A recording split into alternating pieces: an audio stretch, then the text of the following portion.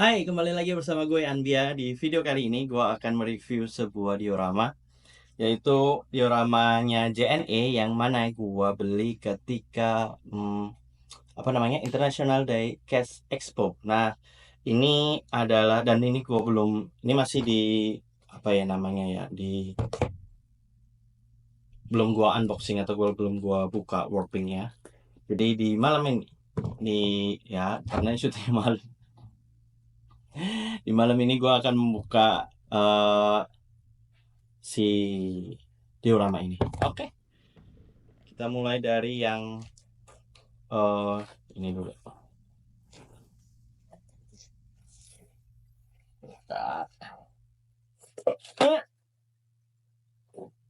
Kok ada ini? Oh, wow, baik juga ya. Oke, ini satu, ini yang dua. Tangannya buntung lagi. Kalau udah lihat yang gua jalan-jalan ke ide, karena tulisannya ide Indonesia Diecast Expo. Oke, jadi harus hati-hati. Diorama mini sales counter JNE Connecting Happiness. Yang ini ada tulisannya. Oke. Oh, kurang di situ. Oh, di sini. Connecting Happiness ini apa? Sini nggak ya? Ada ding. Oh. Diorama mini sales counter JNE Satset. Ini JNE Satset. Oke. Ini harganya 100.000. Ini 130.000. Ya. Tapi sebelum itu seperti biasa gue akan memberikan informasi tentang si JNE-nya ini. Oke, tentang apa yang gue review itu JNE sejarahnya. Jadi JNE ini nama PT-nya adalah Tiki Jalur Nugraha Eka Kurir. Kenapa namanya Tiki? Karena sebetulnya Tiki sama JNE itu dimiliki sama keluarga yang sama gitu. Atau lebih dikenal dengan JNE Express. Kalau dulu Tiki itu lebih ke domestiknya, JNE itu untuk logistik luar negeri gitu, untuk pengiriman ke luar negerinya. Terus dan lebih ke logistik daripada barang kecil-kecil gitu. Adalah sebuah perusahaan logistik dan ekspedisi barang asal Indonesia yang berkantor pusat di Jakarta Barat, Indonesia, ada di Grogol situ. JNE dikenal sebagai salah satu perusahaan ekspedisi barang terbesar di Indonesia karena jaringannya dan jangkauan area distribusinya juga yang mencakup lebih dari 83.000 titik tujuan termasuk ke kabupaten, desa, dan pulau terluar. Dengan gerai penjualan berjumlah lebih dari 8.000 titik, serta lebih dari 11.000 dukungan armada dan memperkerjakan lebih dari 50.000 karyawan di seluruh Indonesia.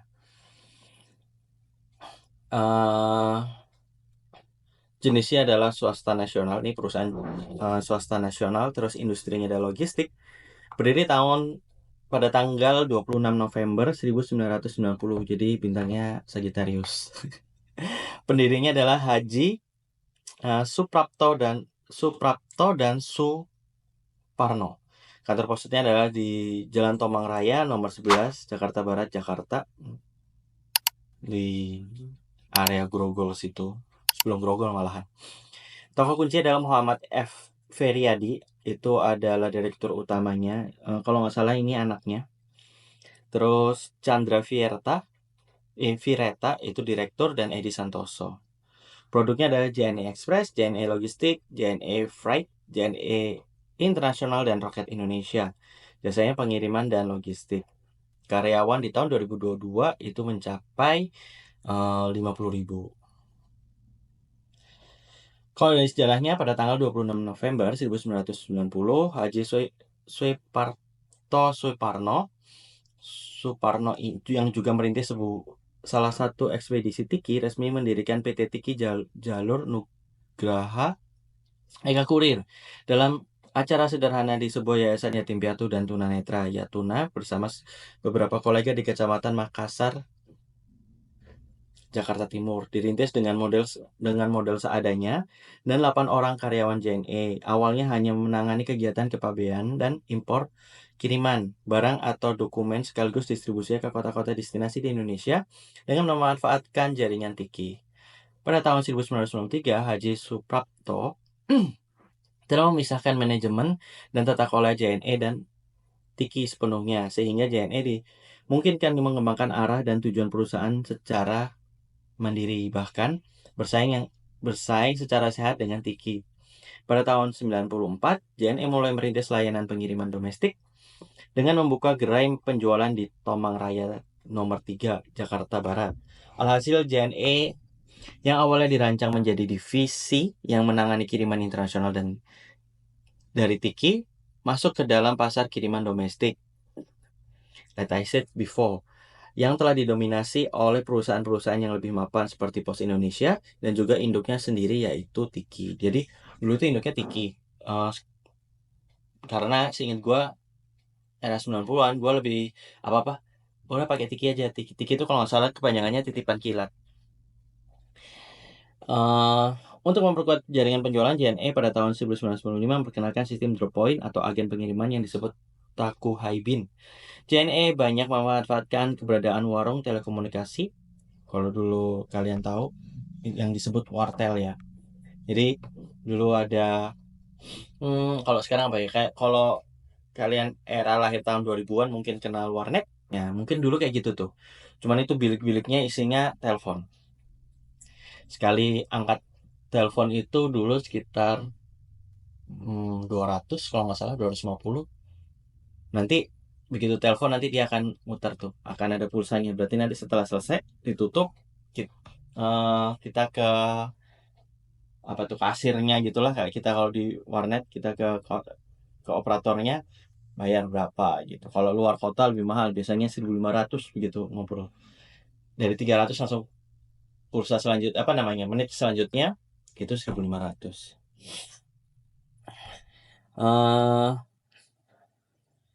Taku Haibin wartel ya yang menjamur pada waktu itu untuk membuka Taku Haibin, dan ini yang menjadi cikal bakal agen JNE yang jumlahnya mencapai lebih dari 8.000 titik di seluruh Indonesia pada tahun 2002. Sampai tahun 2000 pada tahun 2022. Sampai tahun 2000 JNE masih menggunakan merek dagang atau brand Tiki JNE. Di tahun yang sama JNE tidak lagi mencantumkan nama Tiki sebagai merek dagang atau brand dan merilis logo baru dengan brand JNE Express. Reputasi JNE Express mulai mencuat sebagai perusahaan ekspedisi terdepan di Indonesia di paruh kedua tahun 2000-an seiring dengan tumbuhnya tren pemanfaatan internet dan transaksi perdagangan dan jual beli secara daring di platform seperti Kaskus dan marketplace seperti Multiply.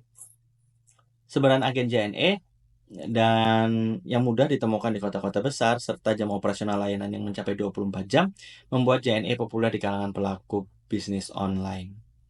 Jadi orang-orang dulu kalau misalnya kita beli barang di Kaskus kan PO tuh, terus habis gitu kadang dikirimnya pakai Tiki bukan pakai pos. Rata-rata ada yang pakai pos kalau mau murah, ada yang milih juga JNE karena mikirnya walaupun sama-sama terjamin tapi kita kadang mereka tuh ngerasanya ini lebih terjamin gitu. Sejak tahun 2013, JNE fokus memperbesar kapasitasnya dan kapabilitas infrastruktur fisik dan teknologi untuk mengantisipasi pesatnya pertumbuhan transaksi belanja dari melalui marketplace dan tren gaya hidup digital Indonesia. Pada tahun 2014, JNE meluncurkan aplikasi MyJNE, yaitu aplikasi serbaguna berbasis Android yang membantu pelanggan untuk mengecek tarif kiriman, menelusuri posisi paket, lokasi counter terdekat, sekaligus tempat transaksi jual beli antar penjual dan pembeli individual. Pada tahun 2017, JNE membangun e-fulfillment di berbagai cabang sebagai solusi bisnis terpadu bagi para pelaku usaha kecil, mikro, dan menengah atau disebut UMKM, khususnya pemilik nama dagang yang berjualan secara daring. Idenya e-fulfillment membantu para pelaku UMKM fokus pada pengembangan produk dan marketing digital, sedangkan aktivitas logistiknya mulai dari manajemen pergudangan, stok barang, pemilahan, dan pengemasan sampai pengantaran barang ke tangan pelanggan ditangani oleh JNE.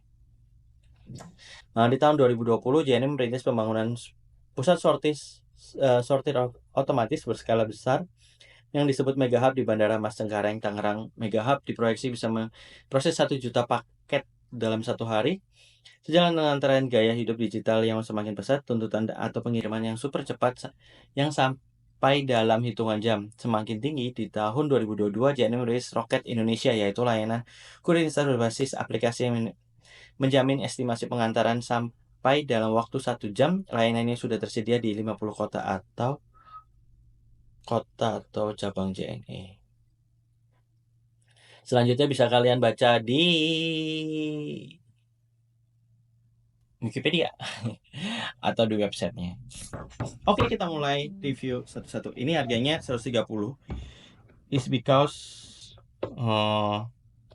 nggak cuman ininya aja, dioramanya aja, tapi ada mobilnya, terus ada orangnya. Tapi sayangnya tangan orangnya putus. Ini ini gimana cara ininya ya? Nempelinnya lagi. Sayang sekali. Nah, ininya kan pakai tik gitu doang ya. Bisa dilepas.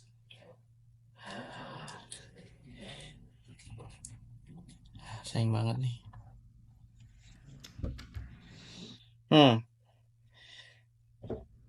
Ini mobilnya. Diecast mobilnya.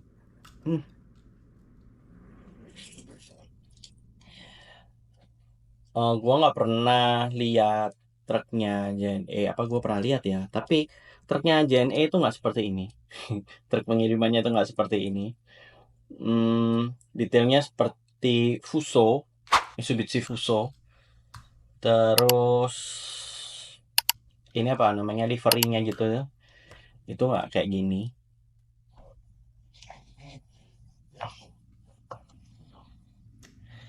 Tangannya patah lagi.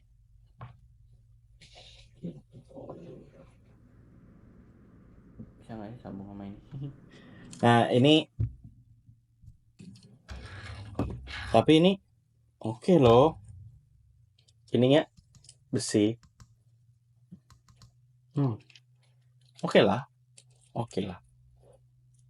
Tapi di sini nggak ada spionnya nih, kurangnya spionnya nggak ada. Spionnya patah kali di colong waktu pengiriman. Oke. Lalu ini yang buat Tomica, Tommy Mitsubishi Canter tulisannya. Tapi seingat gua ini kayaknya Fuso deh. Anyway, ini tahun 2019 nomor 13, made in China, nggak bisa dilepas. Seperti ini, nggak bisa dilepas. Bentukannya seperti ini bagian depannya, ini bagian sampingnya, liverynya kanan kiri sama. Terus ini bagian belakangnya. Bagian dalamnya setirnya setir kanan, nih bener setir kanan. Terus ini bisa dibuka, tapi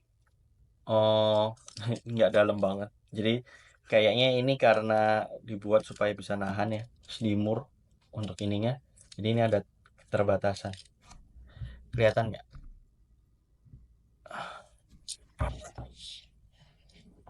Ya, senter ini sah tuh terbatas kan?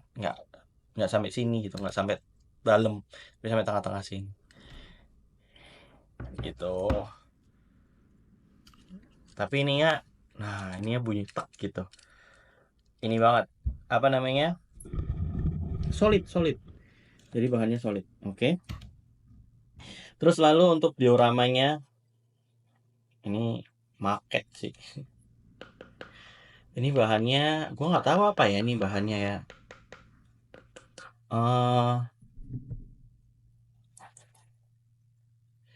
Tapi yang jelas ini ada baterainya. Jadi ini bisa nyala. Masih nyala ya. Kalau misalnya gelap ini. Tas. Lupa.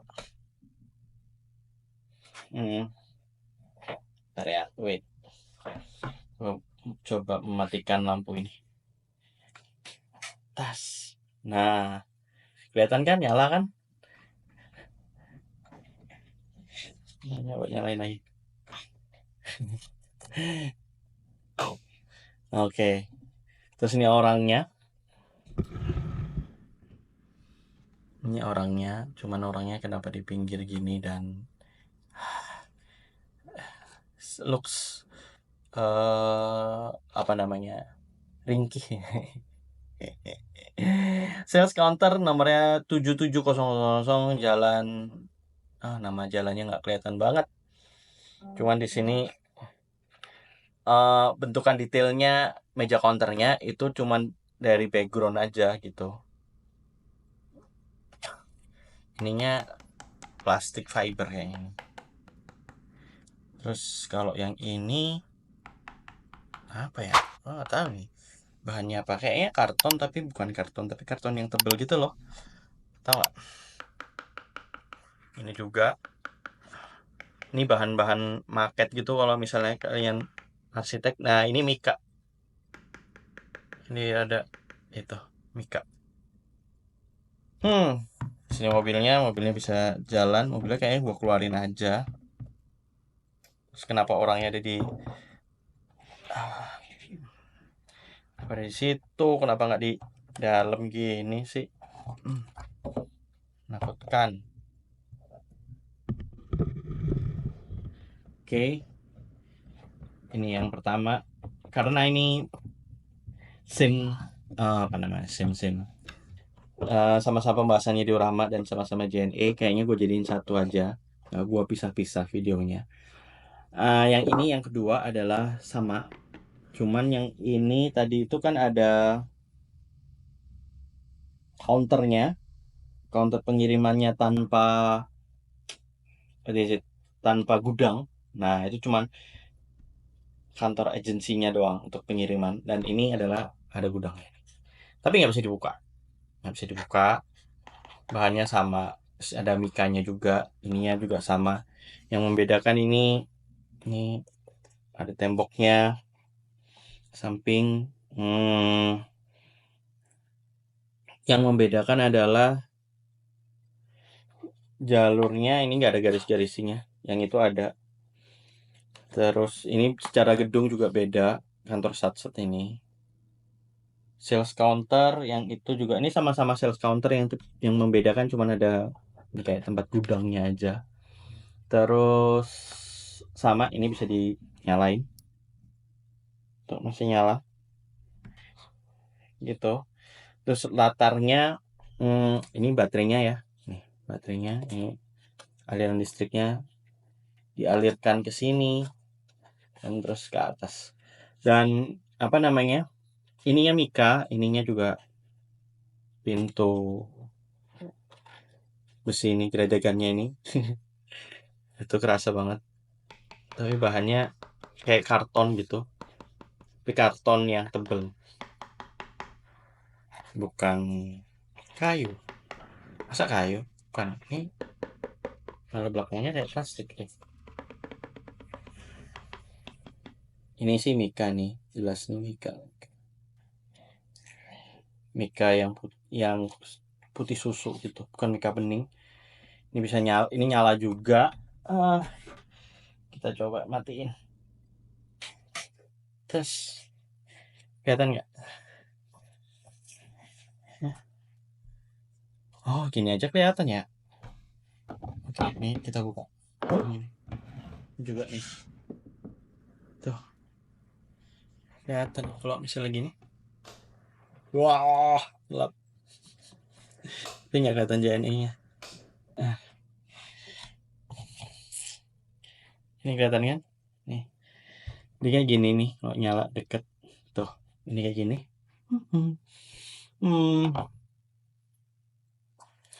Seperti itu.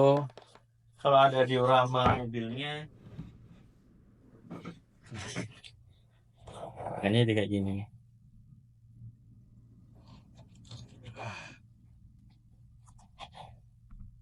Cocok banget kan? Keren nggak? Keren banget nih. Ya nggak? Keren abis dioramanya. Kalau ada ini kan harusnya gini nih tuh.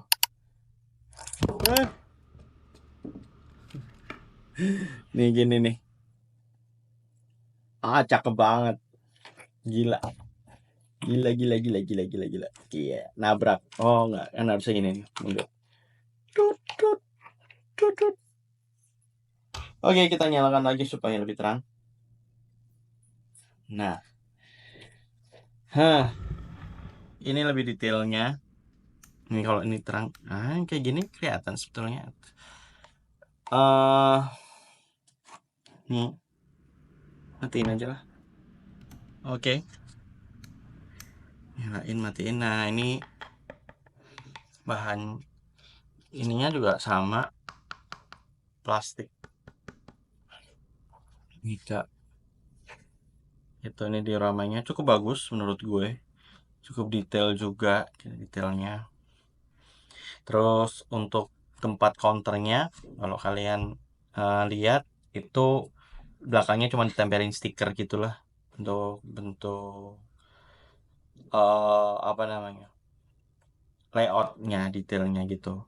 Lalu di sini, kalau di sini ada tulisannya JNE, terus di dalamnya sini ada tulisannya wajib masker, jadi kemungkinan dibuat ketika COVID. Oke. I think that's all. There is no